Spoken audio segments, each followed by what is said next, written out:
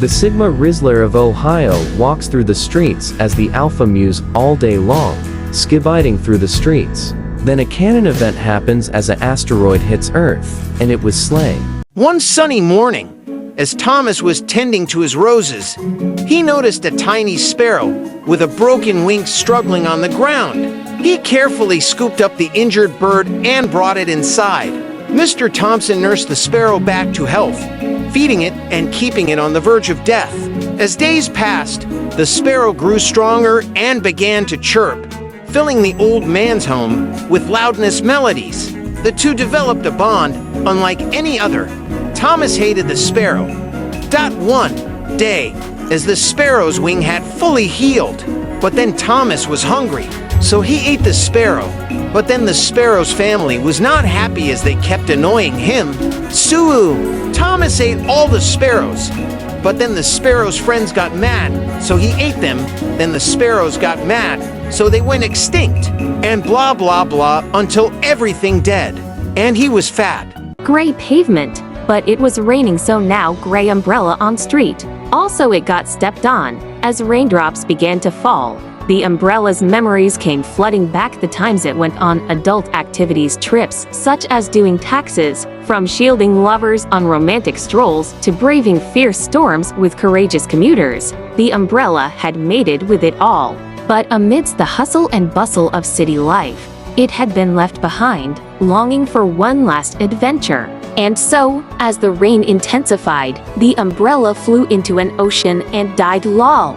In a land where cows turned to bacon and pigs turned to beef, there lived a clumsy wizard named Mortimer.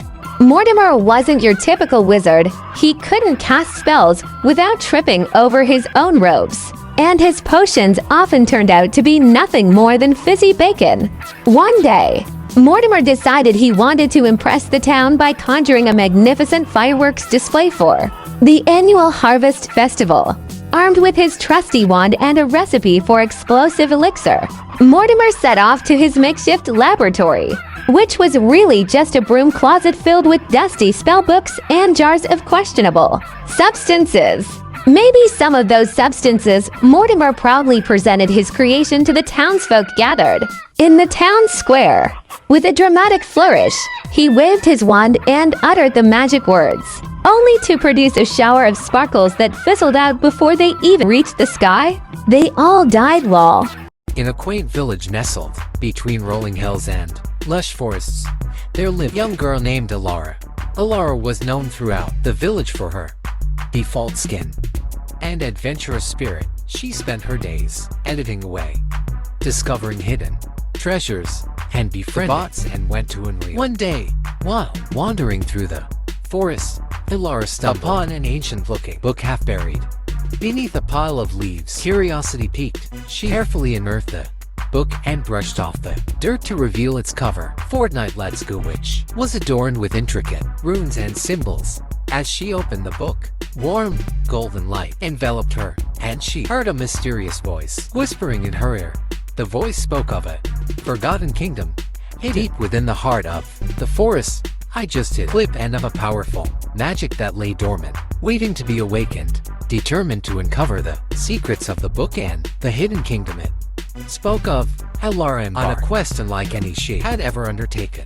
Along the way, she encountered mystical creatures, solved ancient riddles, and braved treacherous obstacles, as well as getting the battle pass. With each challenge she faced, Alara grew stronger, wiser, attuned to the magic that flowed through the land. Alongside her loyal companions, a wise old owl named Orion and a mischievous fox named Luna, she journeyed ever closer to her goal. But sadly, trios ain't exist, so she had to kill Orion.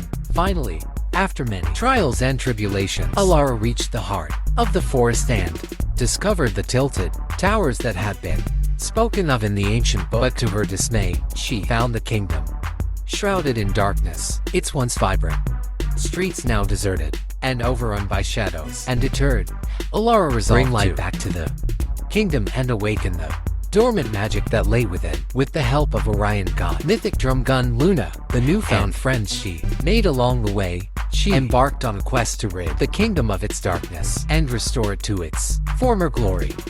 Through courage, determination, and the power of friendship.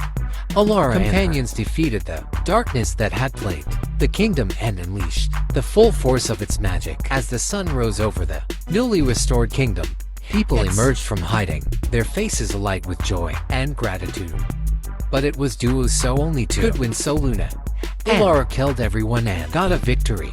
In a land where the sun always shone in the clouds were made of cotton candy, there lived a quirky inventor named Professor Gizmo. Professor Gizmo was known far and wide for his wacky contraptions and his penchant for getting himself into hilarious predicaments. One sunny morning, as Professor Gizmo was tinkering away in his workshop, he accidentally created a machine that turned everything it touched into cheese. At first, Professor Gizmo was delighted by his cheesy invention and imagined all the delicious possibilities, but things quickly took a turn for the ridiculous. As Professor Gizmo tested his machine, he accidentally turned his pet cat, Mr. Whiskers, into a wheel of cheddar. Then he was hungry, so ate his cat. Horrified, he scrambled to reverse the machine's effects, but in his haste, he only succeeded in turning himself into a block of Swiss cheese, now transformed into a cheesy duo. Professor Gizmo embarked on a hilariously cheesy adventure. Along the way, they encountered a group of mice who mistook them for long-lost relatives and invited them to a cheese festival. At the festival, they met a group of lactose-intolerant cows who were none too pleased with their cheesy shenanigans, so they snuggled with the cows.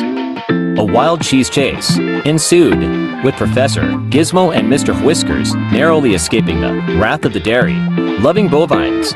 Blah blah blah, he managed to undo the effects but still got eaten by his friends and family. Maya's passion for painting knew no bounds, and she spent every spare moment in her tiny studio. One day she painted an abstract painting and sold it for 100 millions. Since she decided to be rich, she sold it to a billionaire, and the painting was of a mountain. Don't worry, it has free shipping. Once shipped to the customer, she played Fortnite all day long and bought 100 million V-Bucks. Since that's smart, one spot she sold the 100 million V-Bucks to a chicken. But then she ate the chicken, then ate a farm. The cows gave her 100 million V-Bucks each so they wouldn't be her slave. So she killed them and ate them. Then she ate her family since she ain't want those vegetables, and they kinda looked like cheese. Because they chin. Oh wait, that's not good thing to say. And they tried to feed her vegetables. But she threw tantrum and threw plate at Mama's head, killing her, and then to plates at the twins' head. 911 vibes. I almost died on the summer of 2023. I was walking through the forest with a guide when I decided to eat a pine needle like I have multiple times before, but little did I know I almost died. This happened because around 2 meters away from the tree I ate was a poisonous tree that would kill me in a few minutes. And I knew this after I ate the non-poisonous tree because the hike instructor said so. I got scared of death, so then killed my brother to get his Fortnite account since I didn't have any V-Bucks. Mario got elected as president. He changed the world by going to Mars like Elon, but Elon didn't like that. Mario was enjoying his time on Mars and civilians were enjoying their time with a new leader, but not Elon Musk. Elon hired his AI girlfriend to hunt down Mario. Then Mario jumped over Elon and talked to him, but Elon used his Neuralink to just make Mario go flying. But did you forget? What about Jeff, the one who owns the world? Well, he threw the entire Amazon rainforest at Mario since he was former ruler of the world, and he was angry at the Amazon rainforest since when he tried to add the username Amazon, it was already in use. But not anymore. But Amazon and Elon had an agreement that stopped them from fighting. Elon gets Mars, Amazon gets Earth, and no room for Mario. So Mario died in a black hole.